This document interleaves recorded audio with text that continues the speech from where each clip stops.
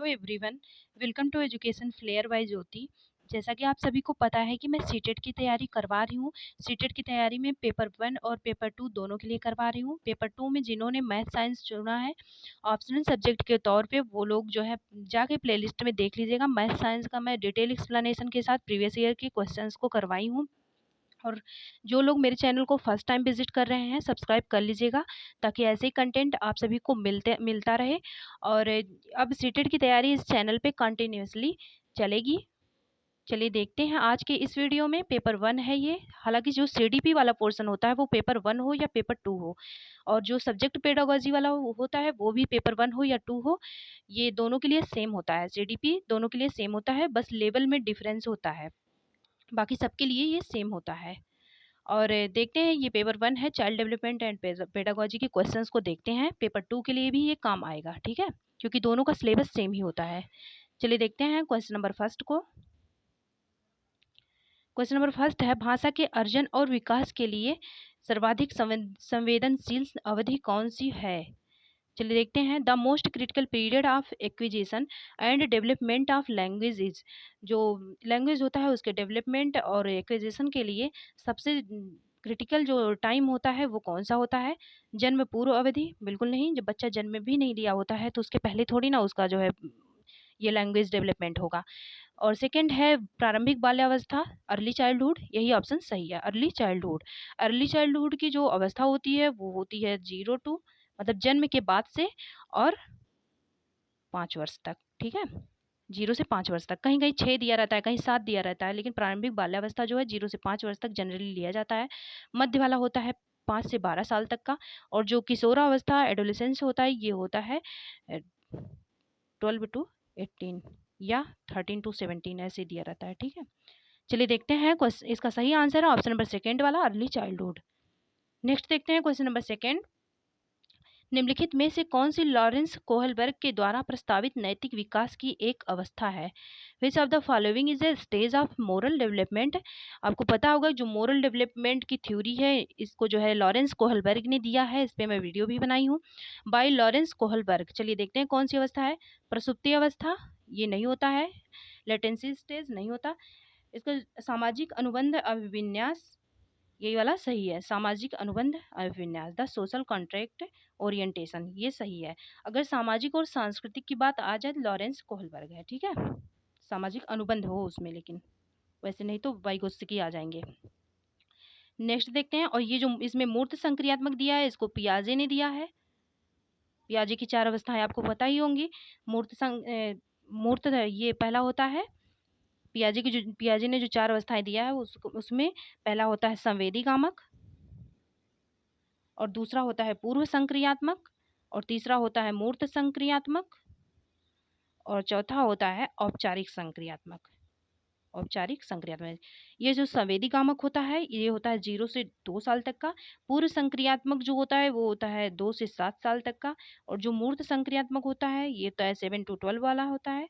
और 12 से ऊपर तक के जो एज होते हैं, 12 से ऊपर के जो एज होते हैं इन्हें औपचारिक संक्रियात्मक कहते हैं। आपको पता ही होगा कि जीन पियाजे ने संज्ञानात्मक विकास की अवस्थाएं दी है, जिसमें ये 4 पार्ट इन्होंने बताया है, 4 अवस्थाएं, 4 स्टेजेस को बताया है। एक संवेदी कामक है, एक पूर्व संक्रियात्मक है, एक मूर्त है, एक औपचारिक है। एज भी मैं बता दी हूँ किससे कितने साल तक का होता है। चलिए देखते हैं क्वेश्चन नंबर थर्ड वाला। क्वेश्चन नंबर थर्ड है, कक्षा में परिचर्चा के दौरान एक शिक्षक प्रायः लड़कियों की तुलना में लड़कों पर अधिक ध्यान देता है, यह किसका उदाहरण है? आपको पता होगा कि ये जेंडर बायस का उदाहरण है। ये टीचर जो है ये पक्षपात कर रहा है, ठीक है। ऑप्शन नंबर फर्स्ट वाला सही है, जेंडर बायस। ये क्लासरूम में जब डिस्कशन कर रहा है तो जो लड़कियां हैं लड़कियों के कंपेरिजन में लड़कों पर ज़्यादा फोकस कर रहा है, ठीक है, तो ये जेंडर बायस है। नेक्स्ट देखते हैं, जो कि नहीं करना है।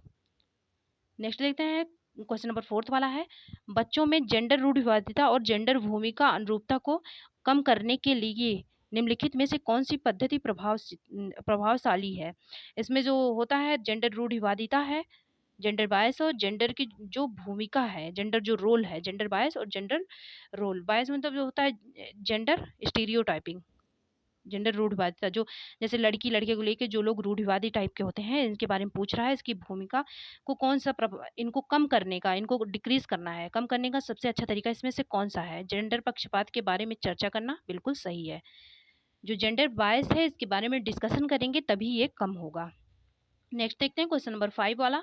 निम्नलिखित में से किस वैज्ञानिक ने बच्चों के ज्ञान के सक्रिय जिज्ञासु के रूप में देखते हुए उन्हें चिंतन पर सामाजिक एवं सांस्कृतिक विषय वस्तुओं के प्रभाव को महत्व दिया? अगर सामाजिक सांस्कृतिक की बात हो, सोशियो और कल्चरल की बात हो, तो इसमें आता है वाइगोत्स्की का नाम। ऑप्शन नंबर सेकेंड वाला सही है, वाइगोत्स्की का नाम। संज्ञानात्मक विकास किसने दिया? जीन पियाजे ने। ठीक है। और लॉरेंस कोहलबर्ग ने मोरल डेवलपमेंट दिया है, मोरल डेवलपमेंट, नैतिक विकास की अवस्थाएं। और आपको पता होगा कि जीन पियाजे ने अपने ही बच्चों पे रिसर्च किया था, खुद के बेटे पर। ठीक है। नेक्स्ट देखते हैं क्वेश्चन नंबर 6 है। जिग्सा पहेली को करते समय 5 वर्ष की नजमा स्वयं से कहती है कि नीला टुकड़ा कहाँ है। कुछ जिग्सा जो होता है उसको, पजल को वो सॉल्व कर रही है और बोल रही है कि जो नीला वाला टुकड़ा है, ब्लू वाला पार्ट है, वो कहाँ है। नहीं यह नहीं है, वो अपने आप से बात कर रही है। गाढ़े रंग वाला, जिससे यह जूता पूरा बन जाएगा। इस प्रकार की वार्ता को वाइगोत्स्की किस तरह संबोधित करते हैं? अगर वाइगोत्स्की के हिसाब से ये नाम याद रखिएगा आप। वाइगोत्स्की इसको कहते हैं व्यक्तिगत वार्ता, private speech. Option number first वाला सही होगा, व्यक्तिगत वार्ता, वाइगोत्स्की के अनुसार। किसी और वैज्ञानिक का नाम आ जाएगा तो ये वाला हो जाएगा, क्या नाम है, पियाजी का नाम आ जाएगा, आत्म केंद्रित वार्ता हो जाएगा। नेक्स्ट देखते हैं क्वेश्चन नंबर 7 वाला है। बच्चों को संकेत देना तथा आवश्यकता पड़ने पर सहयोग प्रदान करना निम्नलिखित में से किसका उदाहरण है? जैसे वो बच्चे मान लीजिए कोई प्रॉब्लम सॉल्व कर रहे हैं, उनको आप थोड़ा सा हिंट दे दिए, और लेकिन इसके बावजूद अगर वो नहीं कर पा रहे हैं तो आप क्या कर दिए, उन्हें हेल्प कर दिए। ठीक है। इसे क्या कहते हैं? इसे प्रबलन बोलेंगे। नेक्स्ट देखते हैं, अनुबंधन बोलेंगे या मॉडलिंग बोलेंगे। प्रॉब्लम वो होता है जिसमें मतलब मोटिवेटेड किया जाता है बाहरी तरीके से। ठीक है। इसका सही आंसर होगा ऑप्शन नंबर 4 वाला, इसका फोल्डिंग है, ये ढांचा जिसे बोलते हैं, इसका फोल्डिंग है ये। नेक्स्ट देखते हैं क्वेश्चन नंबर 8 वाला। निम्नलिखित व्यवहारों में से कौन सी जीन पियाजे के द्वारा प्रस्तावित मूर्त संक्रियात्मक अवस्था को विशेषित करता है? आपको बताई थी अभी मैं, मूर्त संक्रियात्मक जो एज होता है वो कितने से होता है? मूर्त संक्रियात्मक वाला, कंक्रीट ऑपरेशन वाला, ये होता है 7 to 12 ईयर, कंक्रीट ऑपरेशन वाला। ठीक है, 7 to 12 ईयर। अब बोल रहा है इसके लक्षण क्या है?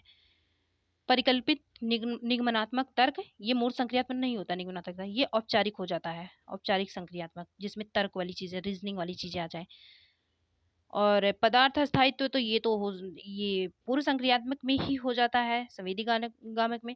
फिर है ये सेकंड वाला सही है, संरक्षण कक्षा समावेशन, जो कंजर्वेशन वाली चीजें होती हैं और क्लास इंक्लूजन वाली चीजें होती हैं, ये मूर्त संक्रियात्मक अवस्था मतलब कंक्रीट ऑपरेशनल स्टेज में आती हैं, संरक्षण की चीजें। नेक्स्ट देखते हैं, इस पे क्वेश्चन कई बार बना है, संरक्षण पे, कंजर्वेशन पे। कंजर्वेशन का जो क्वालिटी होता है वो बच्चे के अंदर किस स्टेज में आता है, तो वो मूर्त संक्रियात्मक कंक्रीट ऑपरेशनल है। नेक्स्ट देखते हैं क्वेश्चन नंबर 9 है। बच्चों के संज्ञानात्मक विकास के संदर्भ में निम्नलिखित में से कौन सी पियाजे की संरचना है? बच्चों को जो इन्होंने कॉग्निटिव डेवलपमेंट के बारे में बताया था, बोला है कि पियाजे की संरचना कौन सी है। चलिए देखते हैं। अवलोकन अधिगम, और ये नहीं होता है, ऑब्जर्वेशनल लर्निंग। और अनुबंधन ये भी नहीं है, प्रबलन भी नहीं है। इसका सही आंसर ऑप्शन नंबर फर्स्ट वाला, स्कीमा। स्कीमा वर्ड आप पियाजे के सिद्धांत में ही सुनते होंगे। नेक्स्ट है क्वेश्चन नंबर 10 वाला, देखते हैं। आकलन का प्राथमिक उद्देश्य क्या होना चाहिए? जो primary objective of assessment should be, assessment का जो प्राइमरी ऑब्जेक्टिव होता है वो क्या होना चाहिए? चलिए देखते हैं। विद्यार्थियों को श्रेणी निश्चित करना, बिल्कुल नहीं, उन्हें रैंक में नहीं करना है। ठीक है। नेक्स्ट देखते हैं, संबंधित अवधारणाओं के बारे में बच्चों की अस्पष्टता अथवा भ्रांतियों को समझना, ये बिल्कुल सही लग रहा है। ठीक है। क्या करना है? संबंधित अवधारणाओं के जो उनके अंदर कॉन्सेप्ट बिल्ड हुए हैं ना, बच्चों के स्पष्ट, उनको स्पष्ट करना, और उनके जो अंदर मान लीजिए कोई भ्रम है, कोई कंफ्यूजन है, उसको दूर करना। ठीक है। और कॉन्सेप्ट को बिल्ड करना, ये सही ऑप्शन नंबर सेकंड वाला। फिर नेक्स्ट देखते हैं, विद्यार्थियों के प्राप्तांकों के आधार पर उन्हें उन्हें रैंक देना, नामांकित करना, बांटना, ये सब चीजें गलत होती हैं। नेक्स्ट देखते हैं, क्वेश्चन नंबर 11 वाली है। 11 क्वेश्चन है, निम्नलिखित कथनों में से कौन सा बुद्धि के बारे में सही है? Which of the following statement about intelligence is correct? Correct. Intelligence का वीडियो डाली हूँ डिटेल में, आप सभी देख लीजिएगा। देखिए इससे भी क्वेश्चन बनता है। ऐसे टॉपिक ही मैं कॉन्सेप्ट में करवाई हूँ जिनसे बार बार क्वेश्चन पूछा जाता है। चलिए देखते हैं। बुद्धि एक निश्चित योग्यता है जो जन्म के समय ही निर्धारित होती है।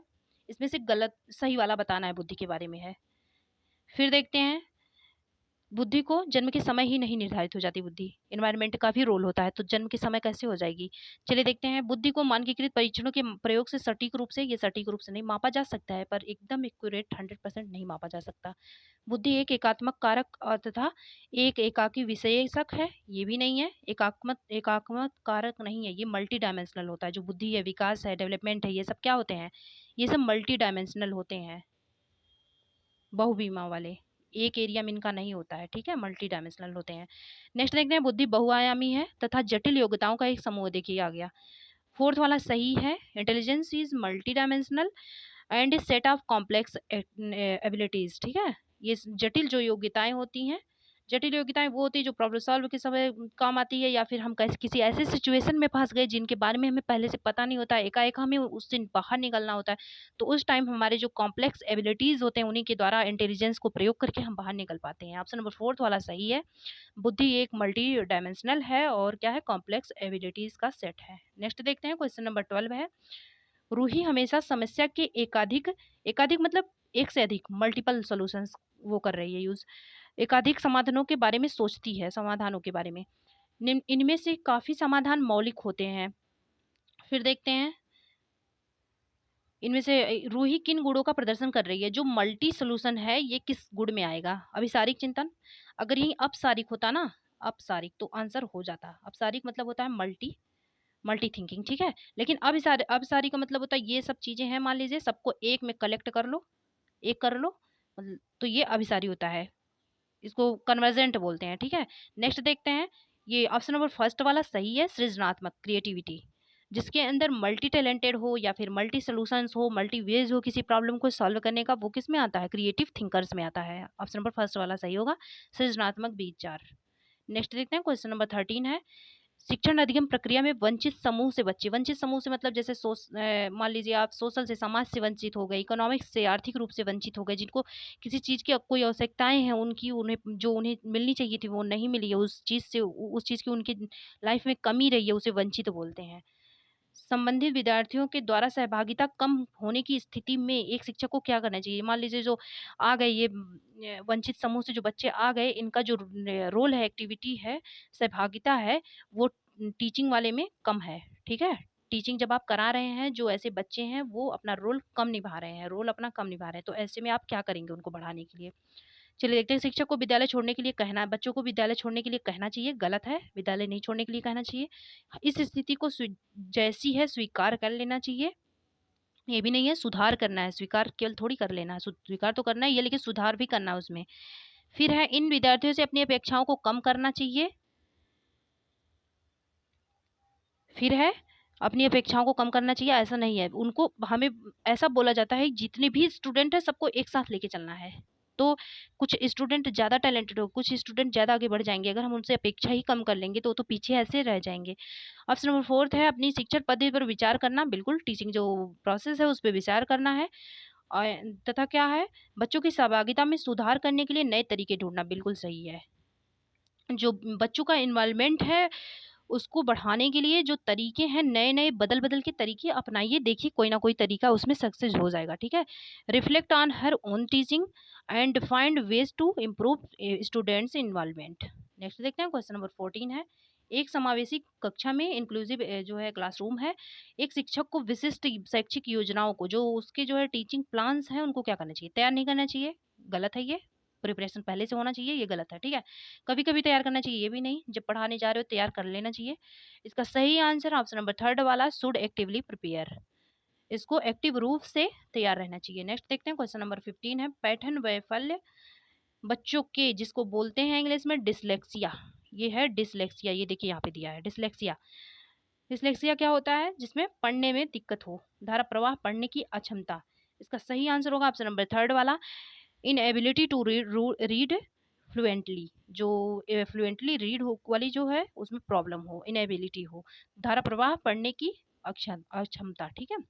और एक होता है डिसलेक्सिया, एक होता है डिसग्राफिया, ये भी पूछा जाता है। डिसग्राफिया, डिसग्राफिया होता है इसमें जो किया जाता है, इसमें लिखने में दिक्कत होती है, राइटिंग प्रॉब्लम होती है, लिखने में दिक्कत, लिखने में जब दिक्कत हो डिसग्राफिया। डिसकैलकुलिया जो होता है उसमें कैलकुलेशन में प्रॉब्लम होती है, ठीक है, कैलकुलेशन में प्रॉब्लम होती है, डिसकैलकुलिया उसे बोलते हैं।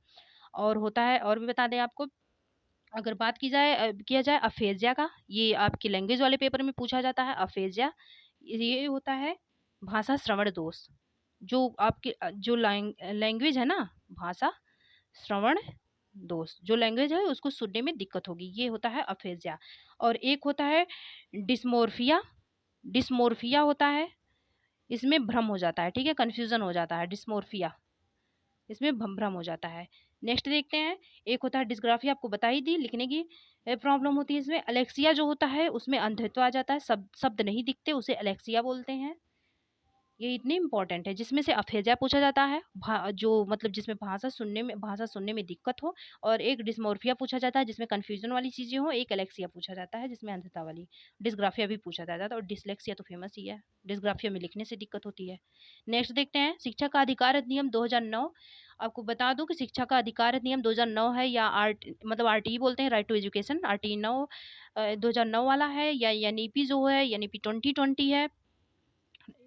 और एक है 2005 वाला, एनसीएफ 2005 वाला, नेशनल करिकुलम फ्रेमवर्क वाला। न्यू एजुकेशन पॉलिसी वाला है 2020 वाला। इन पे मैं वीडियो बनाई हूँ, सारे क्वेश्चन 2009 वाले, 2020 वाले और एनसीएफ 2005 वाले सारे क्वेश्चन आपको एक ही वीडियो में मिल जाएंगे। देखिए यहाँ से क्वेश्चन बनता भी है, ये देखिए एग्जाम्पल है आपके लिए, क्वेश्चन नंबर ये 16 वाला, इसी की बेस पे डिटेल में क्वेश्चन बनता है, इसको देख लीजिएगा, कल ही अपलोड की हूँ मैं।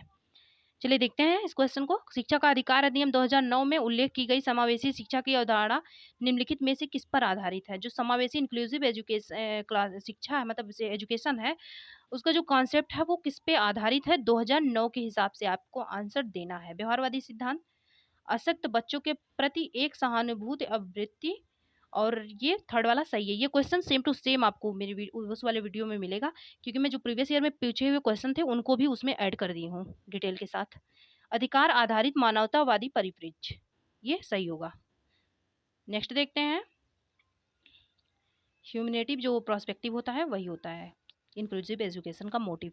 नेक्स्ट देखते हैं, संरचनावादी ढांचे में अधिगम प्राथमिक रूप से जो कंस्ट्रक्टिव फ्रेमवर्क होता है उसमें जो लर्निंग होता है वो क्या होता है? चलिए देखते हैं, कंस्ट्रक्टिव फ्रेमवर्क में लर्निंग को यंत्रवत याद करने पर, रोट लर्निंग मना है। प्रबलन पर केंद्रित नहीं होगा, इन्फोर्समेंट पर केंद्रित नहीं होता है। फिर देखते हैं अनुबंधन द्वारा अर्जित, जो कंडीशंस होते हैं उनके द्वारा अर्जित, ये नहीं होता।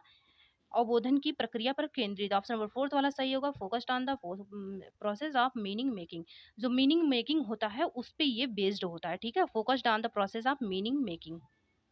अवबोध होने का, कॉन्सेप्ट की क्लियरिटी होगी तो संरचनावादी जो कंस्ट्रक्टिव फ्रेमवर्क होगा वो अपने आप होगा। नेक्स्ट देखते हैं, आप क्वेश्चन नंबर 18 है, अनेक घटनाओं के बारे में बच्चों के द्वारा बनाए गए सहजानुभूत सिद्धांतों के संदर्भ में आप में एक शिक्षिका को क्या करना चाहिए? जो सहजानुभूत सिद्धांत मतलब नेव थ्योरीज होते हैं इन्हें पहले देखते हैं कहते किसे हैं। ये होता है feels to be true, feels to be true, किसी चीज को आप सत्य मान लेते हैं, ठीक है, feels to be true without even, जबकि वो उसका क्या होता है, कोई उसके लिए तर्क भी नहीं होता, बिना किसी तर्क के किसी बात को सही मान लेना, विदाउट एनी कॉन्शियस रीजनिंग, ठीक है, विदाउट एनी कॉन्शियस रीजनिंग, बिना किसी मूर्त तर्क के आप किसी बात को सही मान लेते हैं, वो होता है सहजानुभूति सिद्धांत, यही होता है fails to be true without any conscious theory, ठीक है। जो कॉन्शियस रीजनिंग होता है मतलब किसी बात को, हिंदी में देख लीजिए, किसी बात को आप सत्य मान लेना बिना किसी तर्क के। चलिए देखते हैं इसका क्या मतलब है। बच्चों के इन सिद्धांतों को अनदेखा करना चाहिए, ऐसा नहीं है, हो सकता है बच्चा जो है कुछ गलत बातों को भी सही मान लिया हो जब बिना तर्क के मान रहा है वो। नेक्स्ट देखते हैं, बच्चों को दंडित करना चाहिए, बिल्कुल नहीं। बार बार याद करने की वाली चीजें, ये निगेटिव टैग वर्ड है, दंडित करना निगेटिव टैग वर्ड है, इसको आप कट कर दीजिए। फिर है दिया करिए एग्जामिनेशन हॉल में। फिर प्रतिकूल परिणाम प्रमाण और उदाहरणों को प्रस्तुत करके बच्चों के इन सिद्धांतों को चुनौती देनी चाहिए, जो प्रतिकूल प्रमाण होते हैं और उदाहरणों को। जैसे आप कोई बच्चा कोई थॉट बना लिया, मान लीजिए वो गलत है, मान लीजिए वो रॉन्ग है, ठीक है।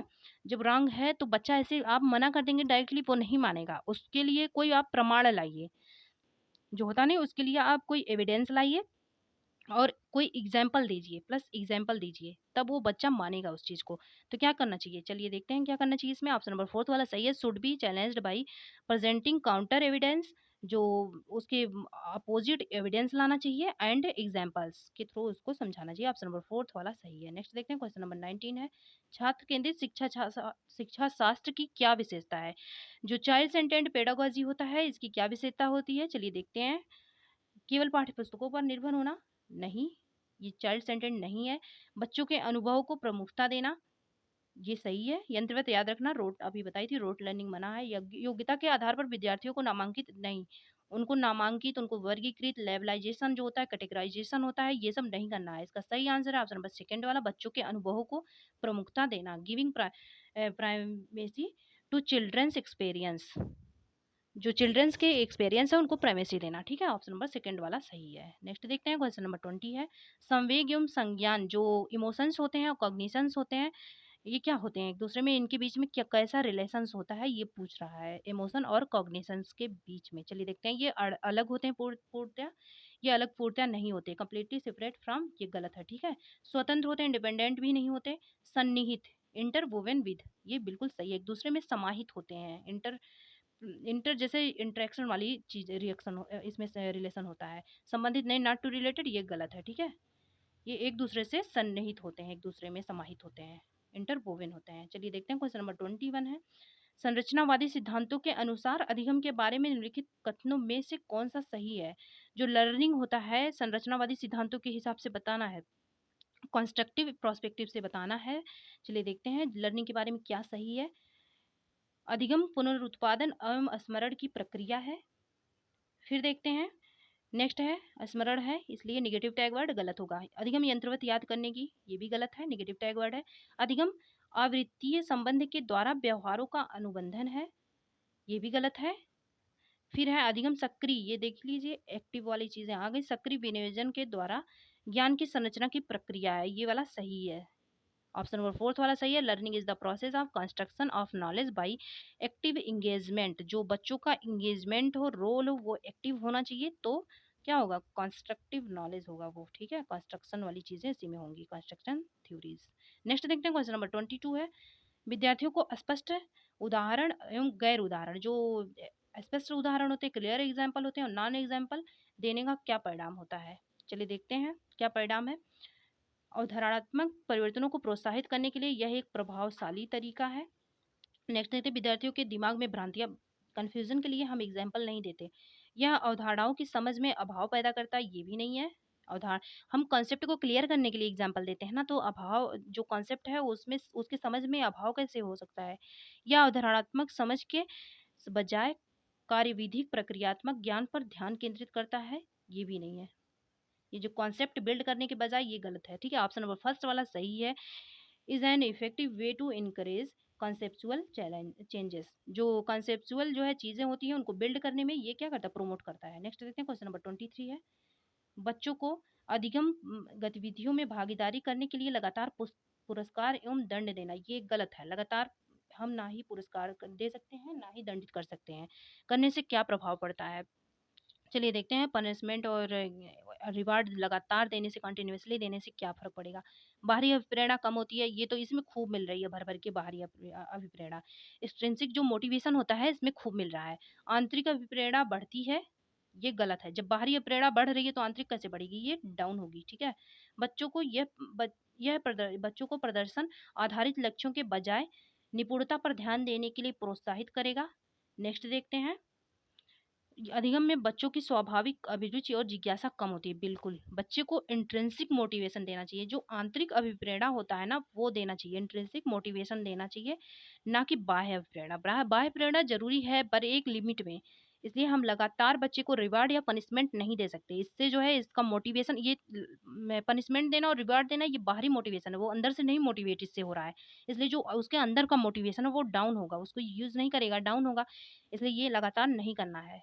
इसका फोर्थ वाला ऑप्शन सही है। नेक्स्ट देखते हैं, क्वेश्चन नंबर 24 है, निम्नलिखित में से कौन सी प्रथाएं सार्थक अधिगम को बढ़ावा देती हैं। जो मीनिंगफुल लर्निंग होते हैं उनको बढ़ावा कौन से इसमें से प्रोसेस हैं वो देती हैं। चलिए देखते हैं मीनिंगफुल लर्निंग का। शारीरिक दंड बिल्कुल नहीं, गलत है। कॉर्पोरल जो है ये पनिशमेंट, गलत है। सहयोगात्मक अधिगम पर्यावरण, सही लग रहा है ये।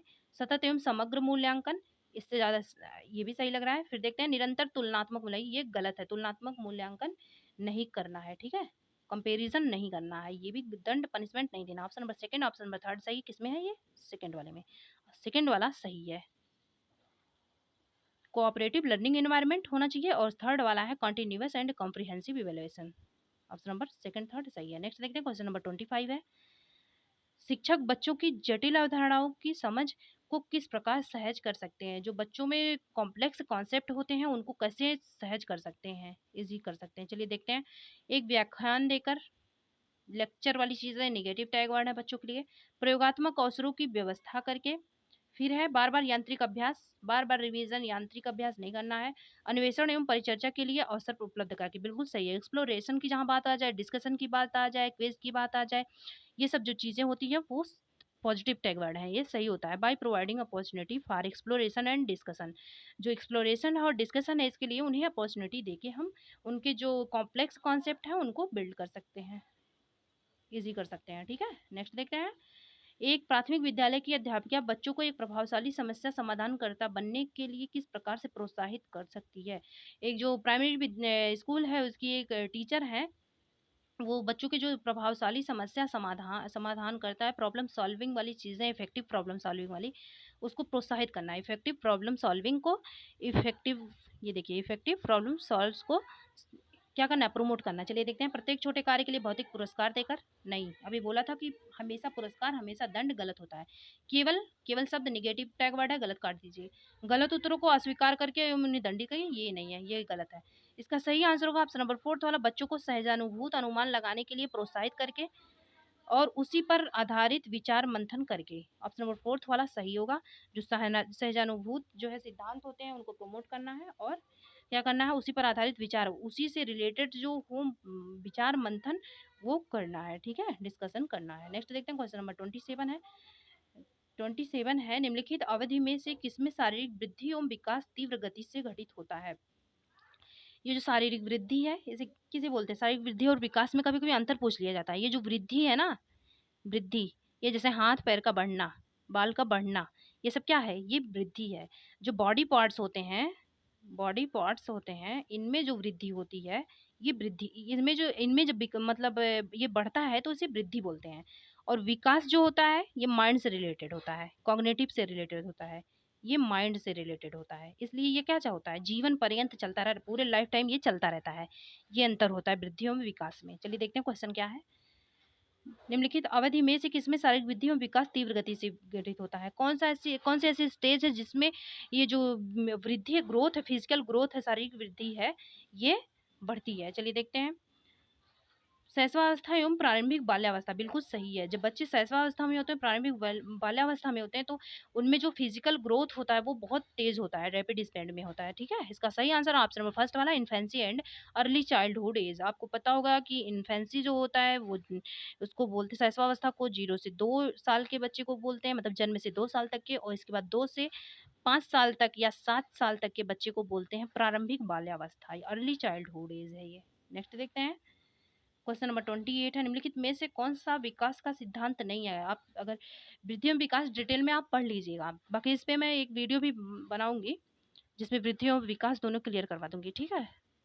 चलिए देखते हैं। विकास जीवन पर्यंत होता है, बिल्कुल सही है, इसमें गलत वाला बताना है। विकास परिवर्त, परिवर्त मतलब होता है मॉडिफाइड, जिसको हम चेंज कर सकें, ये होता है, विकास को चेंज किया जा सकता है। विकास आनुवांशिकता और पर्यावरण दोनों के द्वारा प्रभावित होता है, बिल्कुल।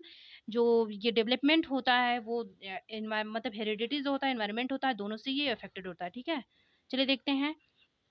विकास सार्वभौमिक है तथा सांस्कृतिक संदर्भ इसे प्रभावित नहीं करती, ये जो बोल रहा है ना प्रभावित नहीं करती, इसलिए ये गलत है, इसलिए ये आंसर सही है, ऑप्शन नंबर फोर्थ वाला सही है। Development is universal and cultural contents do not influence it.